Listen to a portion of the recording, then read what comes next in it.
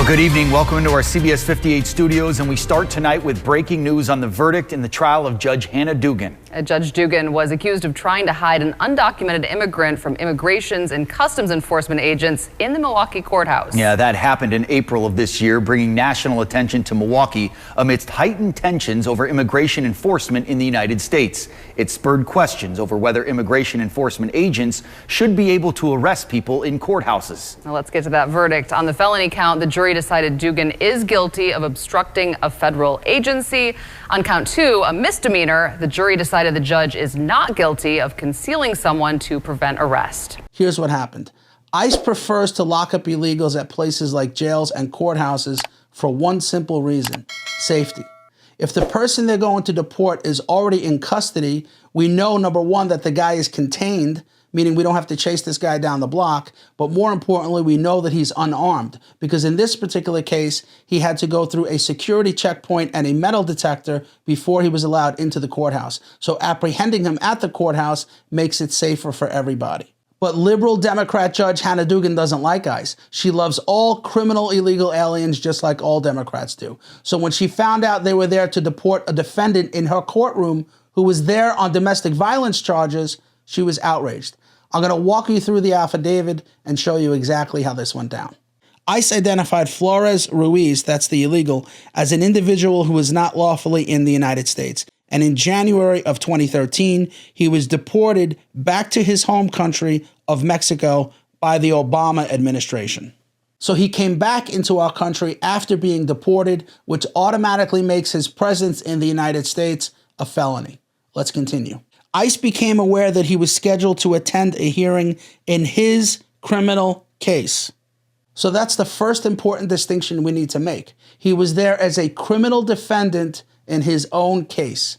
He wasn't the victim of a crime, nor was he a witness. He was the perp charged with something other than breaking immigration law. And we're going to go through his charges in a second. ICE learned that the hearing was going to take place in courtroom 615 in front of Milwaukee County Circuit Judge Hannah Dugan. So that's where they went. So this was the public hallway right outside Judge Dugan's room. You can see it says room 615. And those two double doors, they lead into her courtroom. But ICE was waiting in the public hallway. And that's the key word. This is very important. You'll see why in a minute. Again, they agreed the arrest would take place after the court appearance, so there would be no disruptions to any court proceedings.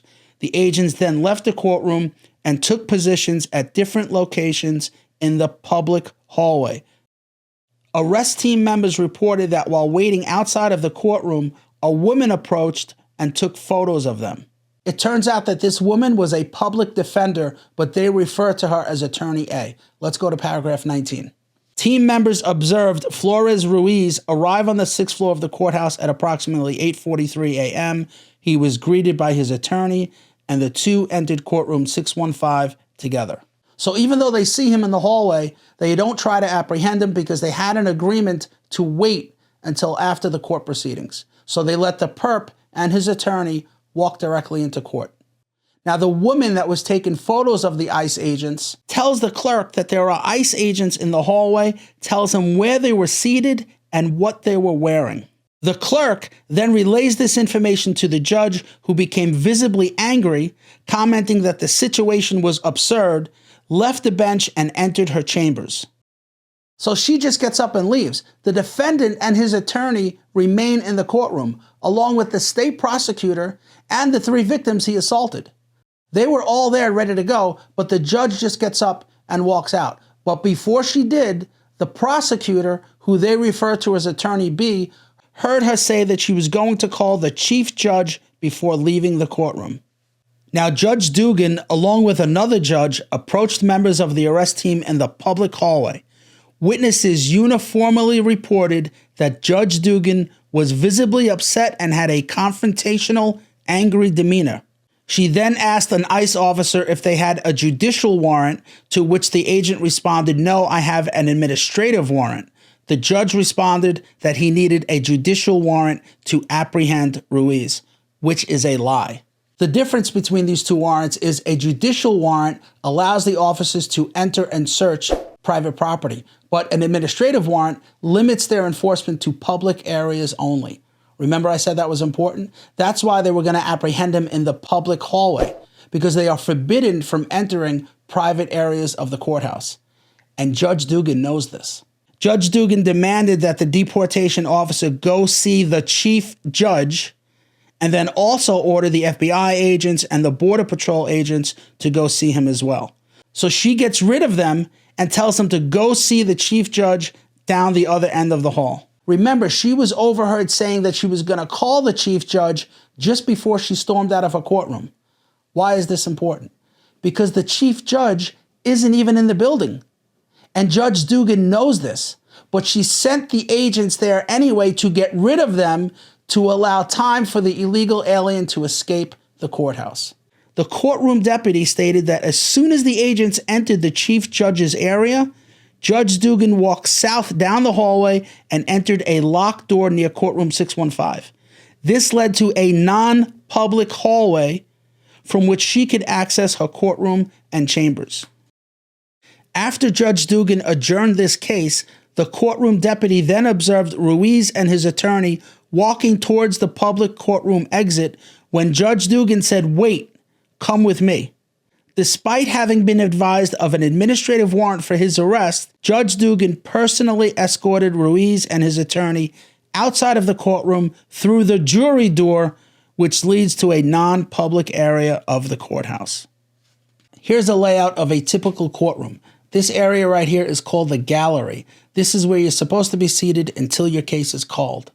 This is where the judge sits, and this is where the jury sits. There are a total of 4 doors that lead to the courtroom. This is where the judge enters and leads to her chambers. This is where they bring prisoners in, those who are still in custody. This is where the jurors enter, and behind the gallery are the double doors that lead to the public hallway. This is where ICE was waiting for him. But when Ruiz and his attorney started walking towards that exit, Judge Dugan yelled out to them and personally escorted them out the jury door because she knew that that area was off limits to ICE. And by the way, the prosecutor was never even notified that this case had been adjourned. Judge Dugan adjourned this case without the prosecutor's knowledge or participation, even though the prosecutor was in court to handle the case, and even though the victims were present in the courtroom.